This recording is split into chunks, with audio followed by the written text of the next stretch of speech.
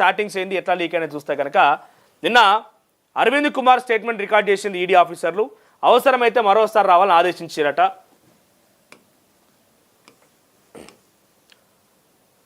Formula ఈ race కేసులో ED దూకుడుగా వెళ్తోంది. గురువారం నాడు ఈ కేసులో A2గా ఉన్నటువంటి ఐఏఎస్ అరవింద్ కుమార్ను ఈడీ అధికారులు ప్రశ్నించారు. ప్రధానంగా నిధులు బదిలీపైన ప్రశ్నలు సంధించినట్టుగా తెలుస్తోంది. దాదాపు 7 గంటల పాటు ఏకతాటిగా విచారణ కొనసాగింది. ఫార్ములా ఈ రేసు నిర్వహణలో మనీ లాండరింగ్, ఫెమా నిబంధనలు ఉల్లంఘించారనే అభియోగాలు ఆయన పైన ఉన్నాయి. అయితే బీఆర్ఎస్ ప్రభుత్వ హయాంలో ఆయన MAUD డిపార్ట్మెంట్లో స్పెషల్ సెక్రటరీగా విధులు నిర్వర్తించారు. ఫార్ములా ఈ రేస్ అగ్రిమెంట్ చేసుకునే సమయంలో అరవింద్ కుమార్ అత్యంత కీలకంగా వ్యవహరించారు. విచారణలో భాగంగా విదేశీ సంస్థకు నిధుల బదిలీపైన ఈడీ అధికారులు అరవింద్ను పలు ప్రశ్నలు వేసినట్టుగా తెలుస్తోంది. బుధవారం నాడు BLN రెడ్డి నుంచి ఇచ్చిన స్టేట్మెంట్ను ముందు పెట్టి కీలక సమాచారం సేకరించినట్టు తెలుస్తోంది. ఎవరి ఆదేశాలతో నిధులు బదిలీ చేశారు, ఎలా చేశారని అరవింద్ కుమార్ని అధికారులు ప్రశ్నించారు. ప్రభుత్వం RBI అనుమతి లేకుండా నిధులు ఎందుకు బదిలీ చేశారని, నిబంధన ఉల్లంఘన గురించి మీకు తెలియదా అని ఈడీ అధికారులు అరవింద్ను నిలదీసినట్టుగా తెలుస్తోంది. అయితే నాడు మంత్రిగా ఉన్న KTR ఒత్తిడితోనే తాము నిధులు బదిలీ చేశామని,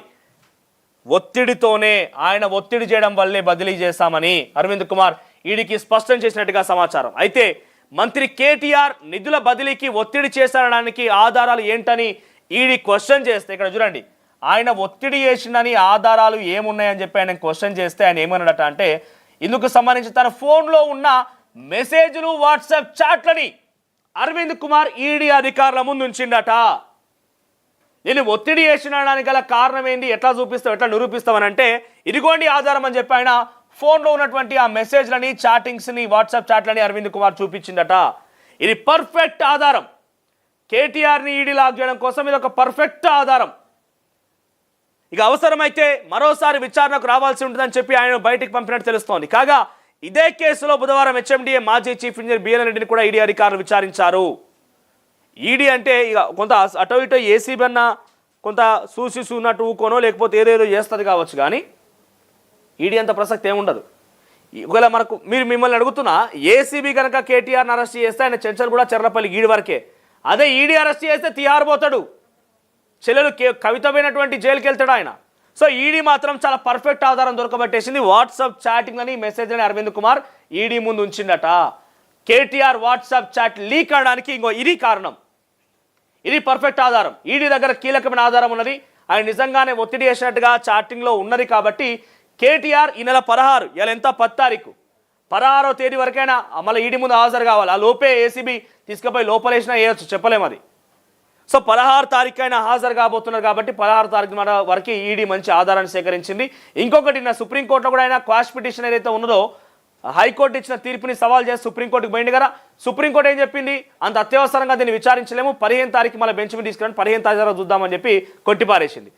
KTRకి అన్ని దారులు మూసుకుపోయినాయి. ఏసీబీ దగ్గర ఉండాల్సిన ఆధారం ఉన్నది, నేను క్వశ్చన్ చేసింది ఆల్రెడీ.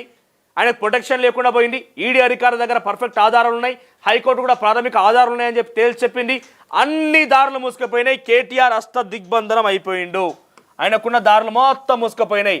ఎటు చూసినా ఆయనకి ఆస్కారం లేదు, అష్టదిగ్బంధనం అయిపోయింది. ఇక ED, ACB proofs, Aravind Kumar approver, BLN Reddy approver, ఇంతమంది చేసారు కాబట్టి ఆయన అష్టదిగ్బంధనం అయిపోయింది. KTR అన్ని దారులు మూసుకుపోయినాయి. ప్రొటెక్షన్ లేదు పర్ఫెక్ట్గా. ఇప్పుడైతే ఆయన మొదటి వరకు హైకోర్టు దగ్గర నుంచి నాట్ టు అరెస్ట్ అనేది ఒకటి ఉండేది.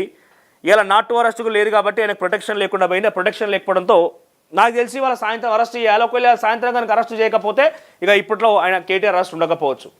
ఎందుకంటే తర్వాత సుప్రీంకోర్టుకు పోయినాక సుప్రీంకోర్టు ఆయన విచారణ జరిపి నాట్ టు అరెస్ట్, ప్రొటెక్షన్ లాంటిది అని ఇచ్చిందనుకో, కొంత అరెస్ట్ చేయకపోవచ్చు. ఇప్పుడేమన్నా ఉంటే ఇక ఈ 15 తారీఖు వరకే, ఈ అటు నుంచి ఒక 15 తారీఖు దాకా ఈ 5 రోజులనే మనం చేస్తే చేయాలి, లేకపోతే ఏం చేసినా వేస్ట్ ఇక.